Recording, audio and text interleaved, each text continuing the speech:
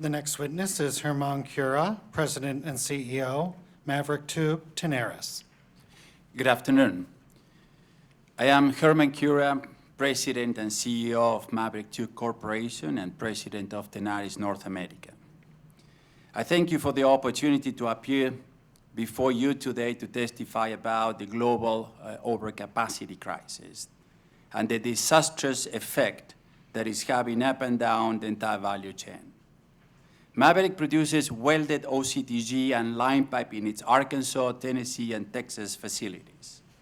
Maverick's corporate parent, Tenaris, is one of the world's largest energy pipe producers in the world with facilities over 16 countries. In the last 9 years, Tenaris has acquired 2 publicly traded U.S. companies and invested over $1.8 billion in a new seamless OCTG facility in Bay City, Texas. In total, our capital investment in the U.S. is just under $8 billion. I'm here today to address what the U.S. government can do to address the overcapacity and possible solutions. First, in my opinion, the U.S. government has to increase its scrutiny over anti-dumping and countervailing duty cases. Second, it has to continue to treat China as a non-market economy, given that China has failed to honor its commitments. We need enforcement of the law. We need to protect true market-oriented producers from subsidized and dumped Chinese and Korean imports.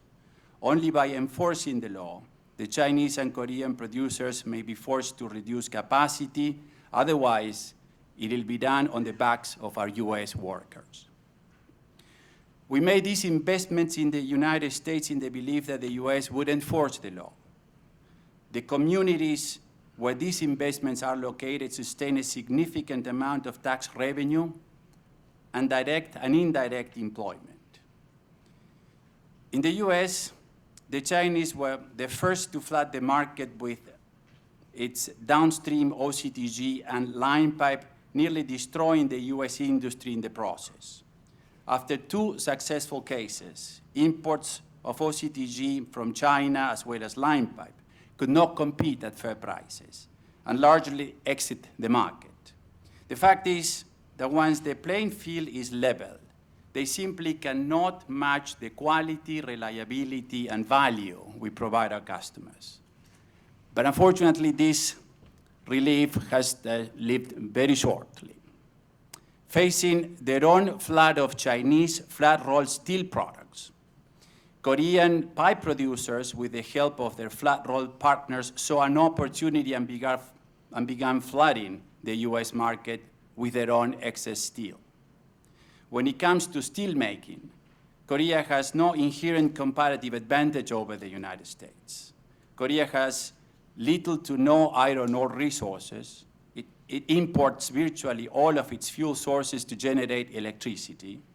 Korean demand for steel products is weak. And while labor costs may be lower than in the United States, labor makes up a relatively small proportion of the total pipe product cost. And U.S. workers are far more productive on a per-ton basis than their Korean counterparts. Korean hot-rolled coil producers use strategic alliances, as they call it, to shift their already too large steel capacity into added value downstream products like welded OCTG and line pipe.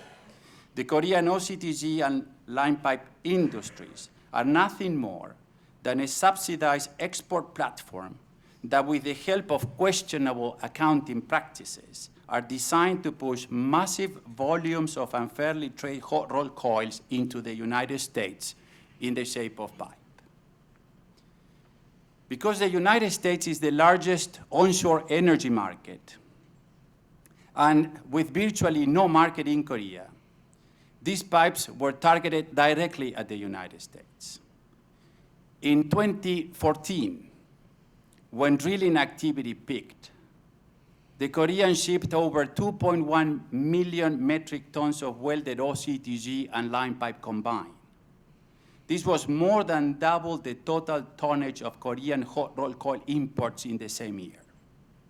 Again, this was more than double the total tonnage of Korean hot rolled coil imports in the same year. Clearly, the Koreans have used OCTG and line pipe as vehicles to dump their unfairly traded hot roll into the US market.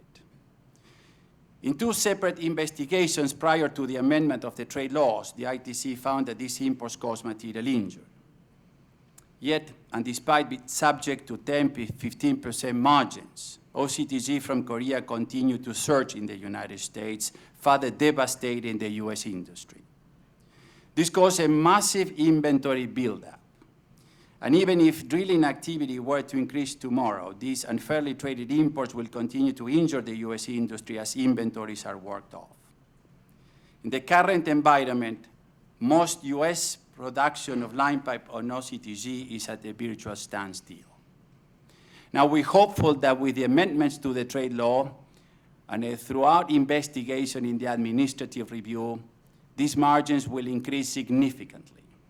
The only way to fully address the Chinese and Korean excess capacity is to address the full extent of the Chinese and Korean dumping and subsidization to force these countries to address their capacity problems.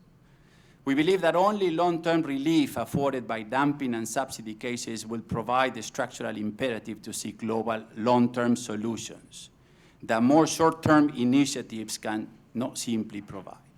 Thank you.